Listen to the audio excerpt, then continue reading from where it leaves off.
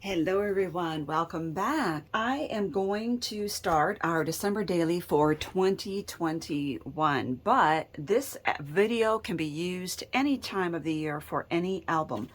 So keep that in mind and let's get started. So for the December daily this year, this is the paper pad I'm using. It's the 6x6 mega pad called Christmas Salutations.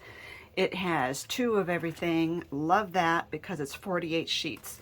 The kit that I have for sale is this, the set of cut-aparts, which I've cut apart, the set of the ephemera, and the enamel dots. That's the kit. This is an optional die.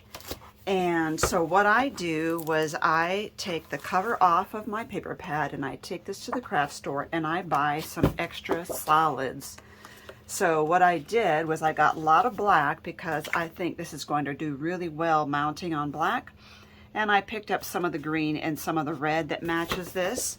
And these are all like a linen weave. And I also picked up 2 of the smooth in these colors, and I'll show you why. And I picked up this silver. I decided to go with some silver foil. And at Hobby Lobby, everything marked Paper Studio is 40% off right now. This paper collection does not have the numbers for a countdown calendar. I have this, which I have used in a previous year. This is a download that I created. I will give you a link to it down below. And you can print it out on any colors you want. This is a 1-inch, I believe, circle punch. Yes, this is a 1-inch circle punch. And this is a 1-inch square. So what I do is I print it off in 3 colors. And then I have 6 varieties. I have white circles, white squares, green circles, green squares, red circles, red squares. And I vary that up. And then whichever ones you don't use, you save for another project next year. I also have these journaling cards, which I created as a free download. And I know I also have these in the vertical orientation, and I can't find that file, but I will keep looking for that. So I have printed these all off. But today I want to make the album. You are going to need larger paper than your 6-inch pad. So I am going to use these. And I'm going to pick out a color. I want one of these and one of these for my front cover. And I'm just going to look, I'm looking at the patterns here. I don't usually like my cover to be too busy. I like to be able to add words or something and not have too much competition. I do like the snowflakes as well. I'm just going to make a decision and go with these 2 right here. What I'm going to do is make this cover to look like a music album, and I'm inspired by the recent paper clips that I just did. And these ones look like mini music albums as well. But I'm making that bigger, and I'm going to do a 6-inch square album. So what you need to do is get your cereal box, your cracker boxes, whatever. You can do this with just cardstock. It'll be a little flimsy. I don't like the thick corrugated cardboard or any thicker cardboard. I want a thinner cardboard.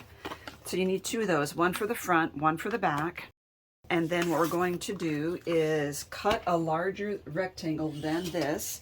And I'm thinking I want 1/2 inch at least on either side. I could go 3/4. I'm going to do that.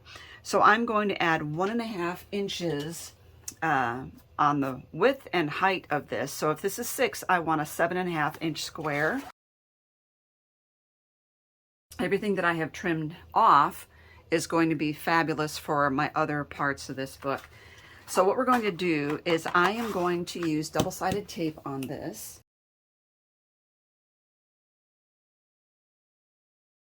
Now I am using what's called the Ergo Bone Folder. I love it. You really cover a lot of surface area when you use that. I'm going to peel this off. And then I'm going to fill in the X areas with glue. You'll notice that I don't put glue on top of tape because, well, I have reasons. It's a chemistry lesson. You want the tape to adhere cardboard to paper or paper to paper, and you want the glue to adhere paper to paper. There's no reason for me to put wet glue on tape and glue my tape to the glue. And we've got to look at the chemical reactions of the adhesives. Okay, so let's put that upside down. I think I want the linen side to be facing the front, so I'm putting this on the smooth side, just kind of eyeballing it. And we're going to go over that with this. Now, as far as holes, we are going, you can do whatever binding method you want. We are going to be using these binder rings, which I'm giving as a gift when you purchase the kit. I have a 2-hole punch. You can get these. Every thrift store I've gone into has always had a bin full of these. If you don't have a 2-hole punch, just make a template, cut a 6-inch square, measure, you know, how far in you want your holes is probably a 1/2 inch in. And then how far from the edges. Make that your template and use that to trace from then on. Use that to trace all of your holes so you can punch them properly. We also want to trim the paper here. We need, instead of trimming this at an angle, I'm not going to measure this, instead of trimming this right up against that cardboard, which is going to leave a little bare spot, I like to take another piece of cardboard, the same thickness, put it up against there and trace that. And that shows me about how much to trim there. Now the problem is this is floppy, and so it tends to make a curved line. But I'm not worried about that. What I'm worried about is just getting my scissors a certain distance away from that cardboard. So I'm going to cut a straight line.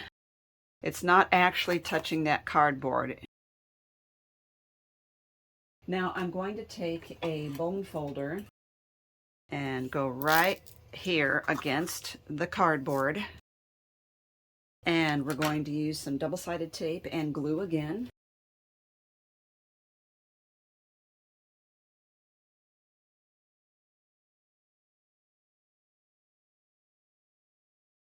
All right, let's get those burnished. I didn't get a very good job there, but it's okay.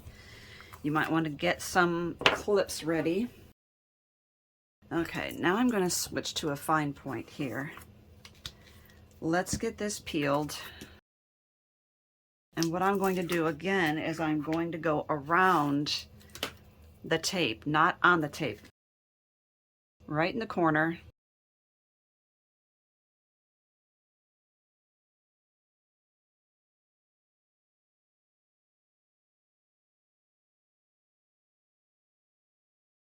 There you go.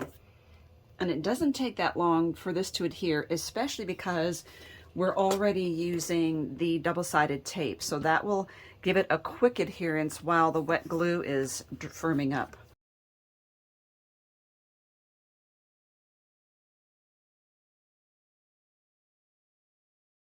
And move these over. I can move these over already.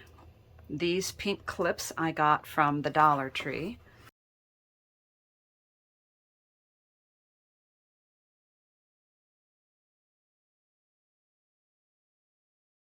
Okay, you see we have a little gap there. That's because of my cutting job wasn't that great. You see it looks great from the other side. Working on projects, I like to poke the holes first so that I can see where I'm going, you know, so I can see how much room I have for designing. In this case, I'm not going to do that. Okay, so this is going to be like an album cover. What I want to do is to make a little notch right here. So what I have done is I have brought in this, which is just a plate from my kitchen, lined it up at the top here. What I want is a plate that's wider than my paper. So I'm going to line it up right now with the corners here to here. So that way I know I am centered. Otherwise it could be more like this. But if I know I do corner to corner, it is perfectly centered. I'm going to back it up a little bit, trying to go perfectly straight away from me. And I'm going to try and make sure that my distance from the plate to that corner is the same distance from this to this. And then I'm just going to trace that and trim that off camera. Okay, so that is done. We need to decide if we're going to be doing any distressing. So that is totally up to you. If you want to start distressing, I would probably go with the black soot because it matches. And if I'm not, then what I need to do is erase my pencil mark. And I'm thinking that although I'm not going to consistently distress throughout this project, that I do want this particular spot distressed. So I'm not going to worry about my pencil mark there. And then we'll decide whether to use any more distressing throughout the project. Okay, so we've got that. Let's remove all these clips. And now the question is, do I want this to be flush with the right side, or do I want to back it off just a little bit so that we can see the red on either side there? And that is, again, going to be totally up to you. I think in this case, I'm going to back it up just a little bit. And so what I'm going to do is glue this back corner, back side on the left. I'm going to come right out to about here, and then I'm going to glue this just from there. I'm not going to glue the flat edge right there. Now I'm going to look and back this up, line my margins on the left and right.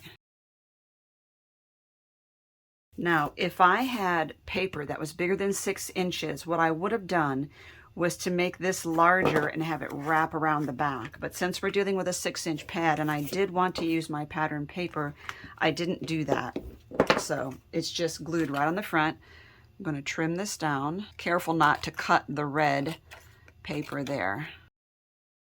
And now we have the album, which is our front cover. And in looking at this, I do think I want to accent that edge. This is already gray and that is gray, but I think I want to do that edge. Now I can take this, I have this set for 6 inches. I'm going to put that in there, make sure it's flush up against, and do that. Now because I have used the cardboard, I don't have to worry about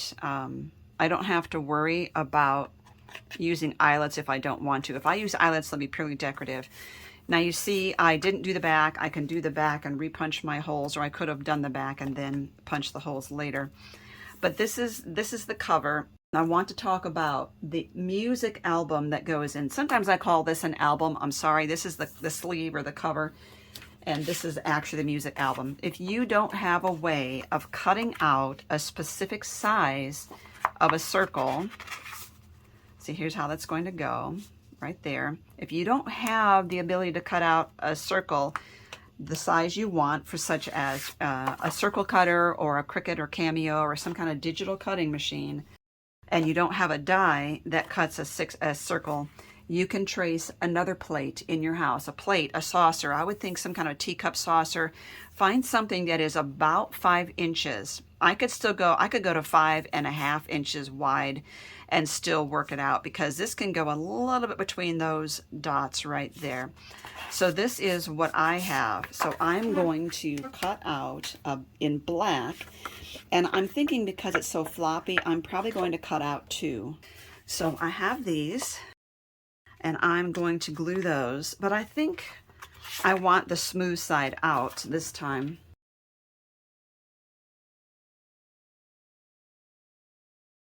Now it gives me a little bit of a firmer record. The next thing we want to do is to make a label, a record label for the inside, and I'm thinking no more than 2 inches, maybe 1 3/4, because on an album, the larger albums, the label wasn't that big. So let me look and see what I have. As far as circle punches, I have a 1.5. I don't think that's going to be big enough, but let me look.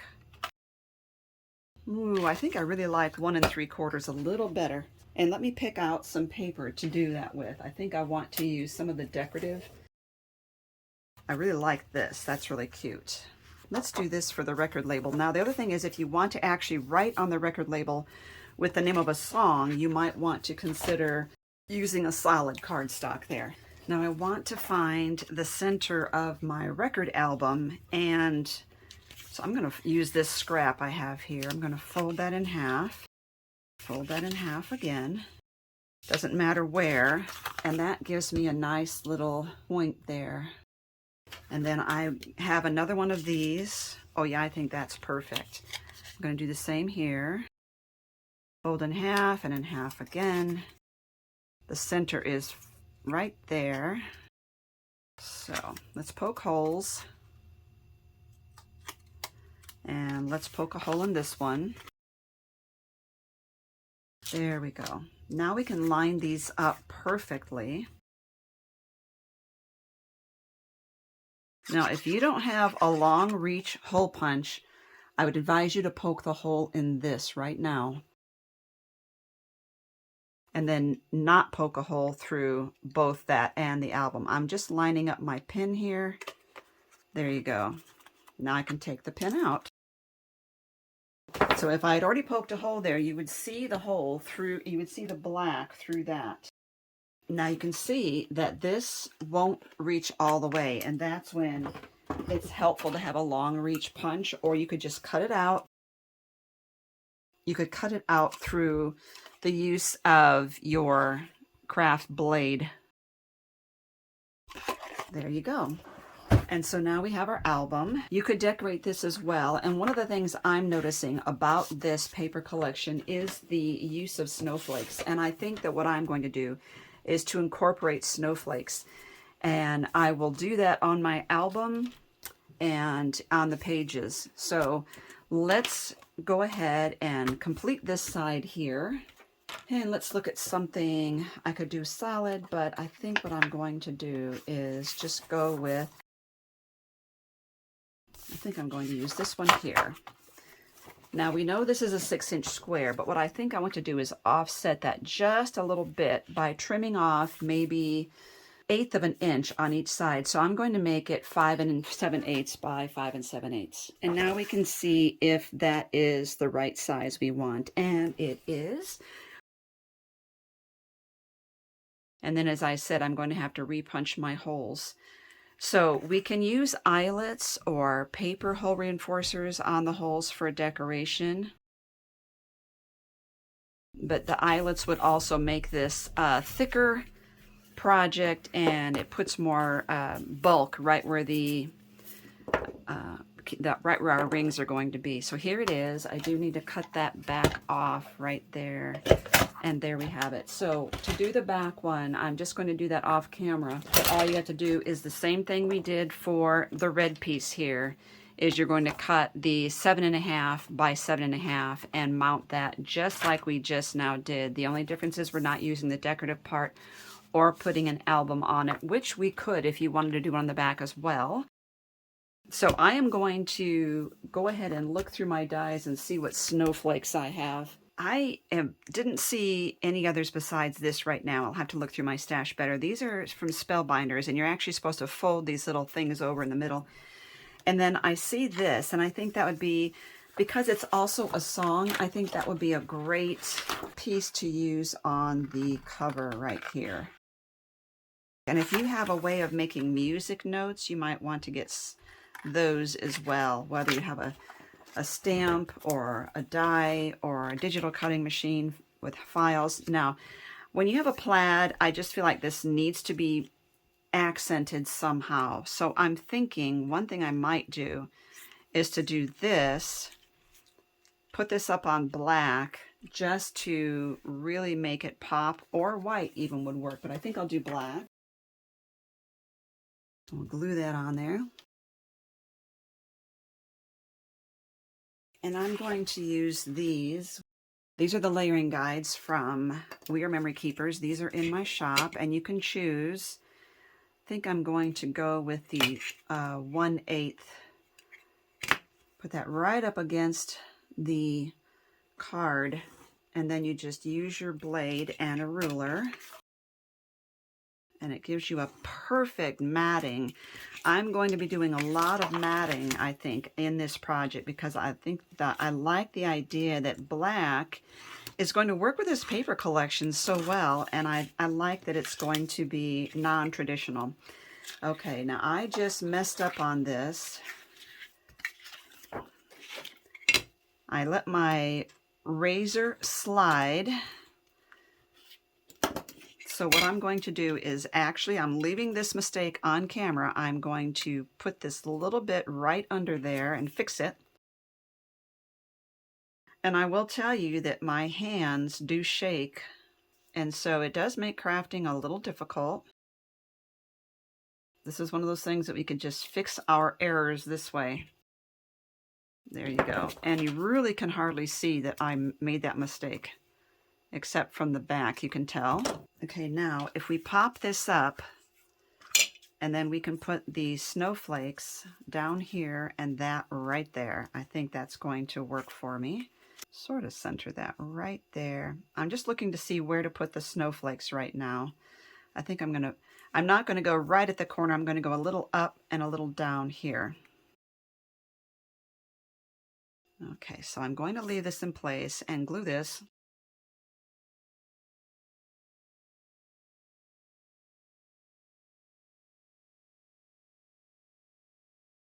And then all we need is foam tape underneath this. And I'm going to use the black ones because they're less likely to be seen from the side. And I'm going to cover right up that little spot of error that I had just now.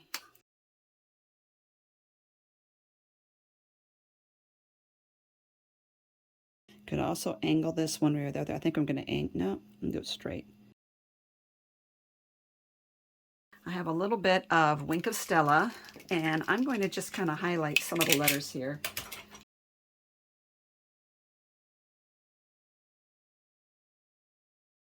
Gives it a little bit of a frosty look. And I'm going to go in and get these snowflakes a little bit too. And in looking at this, I really do think I would like to have some paper hole reinforcers right there. These are the hole reinforcers that I get from Elizabeth Craft Designs. This is set 2. See if anything really... This is a snowflake right there, but I think it's too busy for what I want. Oop, this one's backwards. I think I just want a very simple one. Like this. Okay.